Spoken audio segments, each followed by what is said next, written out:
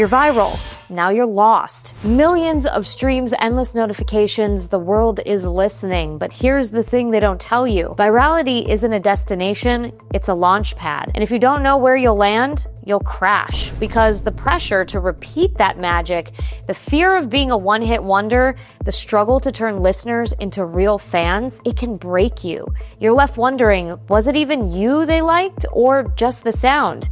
And how do you ever top that? But there's a way to turn that fleeting moment into a lasting legacy. It's about finding your authentic voice, building genuine connections, and crafting a career that goes beyond the algorithm. In this video, I'm going to reveal the secrets to navigating the post-viral world, because your story doesn't end with 1 million views, it's just the beginning. You said that something about like that remix success made you feel less legit because it wasn't an original. And I know so many artists are going to be able to relate to that. Mm-hmm. So tell me about that. Yeah, I mean, so it was like released as an original, right? But it's clearly like Rule the World or Everybody Wants to Rule the World is literally one of the most famous songs of all time. Like, and to take credit for that as my own, it never really felt correct with me. Like, sure, my name is on it. And sure, it wouldn't have ever been heard in that form if me and the Nico and Sway Boys and Tiesto didn't arrange it and make it in that way. But it is also tough that it's not like completely an original thing, right? And I think at the end of the day, every artist wants to write original music and have that be the thing that pushes them, you know, through the roof. But in that case, like, this was like a couple remixes that have just brought me to this spotlight that I've never had before. It kind of gave me like this artificial pressure that I put on myself. And I'm like, okay, like, sure, you're really good at remixing things. So is everybody. Like, what else could you do above that? Like, how else could you like have these people become a fan of you, like your actual brand? A lot of songs that are big, that have a lot of streams, don't necessarily translate into a fan base, right? Right. And for that entire first year, I was struggling to get these people who are listening to my songs and playing it to stay for me. And I think just that struggle, it did add to like that whole imposter syndrome thing, where it's like, it made me think like that whole thing was a fluke, essentially. But I think I've realized that, like I said in that video, it's also like, none of this is like an accident, you know, like if it is like gathering that much attention and if people are reacting to it in such a way, it means you've created something good, regardless of whether the sample you used or whatever isn't like, you know, as original as you would picture it or as you would want it in your head. Yeah, I don't know. It's just like, it took me like an entire year to get out of that negative thought loop, essentially. Wow. And it's like, I essentially had to train myself to think that like, hey, like, you're exactly where you're supposed to be. Like, you're not, you know, you're not a fluke. Like, people are playing your stuff because you made something good. And, yeah, you know, a lot of people never get out of that thought loop. And I'm glad that I've managed it a little bit better, you know, just as I've grown and I've matured as a person as well. Like the Stutter House craze from last year, right? I made a song like that, and it was like, I tried to make it like, so for this one, it was very much like, okay, like I need to capitalize on this sound. And I did, but it was also, I also realized that like, I don't want to keep making the same song. And I really wanted to just push myself to make things that wasn't exactly, cause like the problem I had just with that genre in general is that you make something like with that stutter, and then the next 5 songs that you preview are the same thing. It's what I saw from so many artists, and I just didn't want to, I put that kind of pressure on myself because I didn't want to think like, I didn't want to make myself think that I was only using that sound to, you know, keep going on this momentum. I wanted people to know my bag is deeper than that. Mm-hmm. And that like, you know, I wanted to be viewed as more than just like a TikTok artist and stuff like that. Because when you hear like stuff like that, it's like, people will automatically be like, oh, TikTok, like blah, blah, blah. Right. Which I think is so lame also. And I was honestly kind of lame for thinking that myself. And like, since then, I think I'm just worried about that so much less. And it's like, just make something that feels good. So first off, this person, basically, there's a video of my parents doing candy for the first time. And like this was the person who took that video and stuff. And I think we had a chance to chat right after because my parents were right there. And then they had just given them the candy. So they were also right there. But I think as we were leaving to go back to the green room, they were talking about how they had met like their significant other. And it was at like Disco Lines' set at EDC where I came out to do our song Back to You. And this was before it was released and stuff. And I think they had a moment at EDC that had led to them talking and then led to them dating. And then they were there at, they had showed up to Hard Summer because of that song. And they talked about like giving candy to my parents and stuff like that. And I just felt like, damn, like that is like people just, I don't know. It's hard to think that like someone had met their like significant other and they're like, or their lives are intertwined because of like something that I made that like means something to them. And to just hear that firsthand from like a real human being, not like a comment online, right? It's like a real person that comes up to you and is like, hey, your stuff means a lot to me. And this is why. I never really clocked that just with, things that are said electronically or on text. But just having that personal interaction with the fan and like meeting them and like getting to know their story just showed me how real everything was, I said this in the imposter syndrome video. Like I felt like I was a fraud, or like I felt like it was a fluke. That just gave me the reassurance that like, hey, like you're not a fluke. Like this is real, Yeah. I think it's just having really close friends in my circle who have been there and done that, Mm-hmm. like I'm like, I really like to credit like Disco Lines, the Shipwreck Boys, because like they're at a level where they're like very established and they have a huge amount of fans and they've gone through the grind, right? They're kind of they're kind of in the hamster wheel, if you will.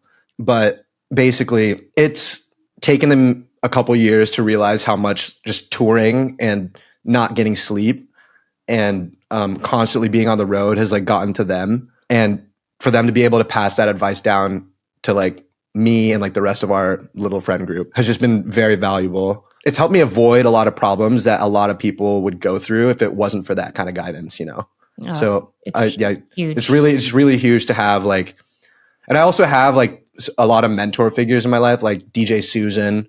Love him. Yeah, Tiesto also, like whenever he does have time, because he's a busy guy, he'll drop some knowledge on WhatsApp and we'll say hi and whatever. But I'd say DJ Susan also is just like a big part of that because he's been doing this for a minute and he's just like a big brother to lean on and just, talk about, shoot the shit with. And yeah, and it's also just remembering how lucky you are to like be able to travel and play stuff, right? Because like I like to say that like if you're playing festivals and you're constantly getting booked, you're at like the top 1% of musicians. Like there are musicians who dedicate their lives to this shit. They don't even get booked anywhere. And so it's like really, really like grasping how lucky you are to be in a position where there's a demand for you to come and play somewhere and making it your duty as an artist to like make sure these people who are paying to see you get to see the best of you. Right. And like I said, that took me like almost a year or so to grasp. And like, obviously that whole bullshit with the double plane ride to be like, hey, like people are paying money to see you. Like, come on, like you got to take this shit seriously, For me, I think it's different every time in terms of this project that I'm putting out in around May or June. For me, it was very focused on songwriting and, just producing a good, like poppy house track. But I think moving forward from that project and trying to make things for the end of the year to early next year, I'm really focused on making true like house club tracks, not necessarily strong lyrically, but like just made for the dance floor and made for DJs to play out is what I'm focusing on moving forward. What do you tell the artist who, is kind of going through that roller coaster of maybe they had a moment of virality and now they don't know how to, keep the ball rolling? Like, what do you tell them about success and what's real success and what's not? I think it's so easy to get jaded with that kind of stuff. And I think like if we're all perfectionists, right? And at the end of the day, just like once you hit some sort of threshold of success, the instinctive thing to think is, I need to get to the next one. My advice to anyone going through maybe like a stint of virality and is like kind of calmed down and is trying to figure out the next thing is to really, really enjoy the process of getting people to know who you are. Because that was one of the things that I missed for a while. I used to not talk about anything ever. And I was fully just like advertising my music on there. But I think the whole process with gaining a fan base and gaining dedicated people who are interested in not just your music, but you, your life, and your project, right, is to give them bits of you and your everyday life. And I think I started connecting with my fans a lot better when I started sharing with them, like, hey, like, I hated my shit for a while. And like, I also like, it took me a while to get over that, because these problems that I have are not unique, you know, like a lot, like I'm sure a lot more DJs share the same thing that I do. And like, also just like creators in general. So it's just sharing your struggle and sharing the journey, not the result. And also just like knowing your journey and knowing your struggle is like, it helps you understand, you know, your process more. And it helps you understand that this is going to take time no matter what. And like, I think it also gives you just a bit more gratitude for when things do pop off. You're like, okay, like I put in the work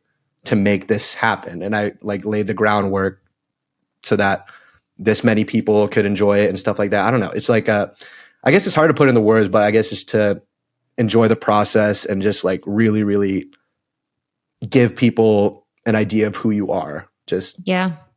It also is like a bulletproof way of showing people you're not an industry plant.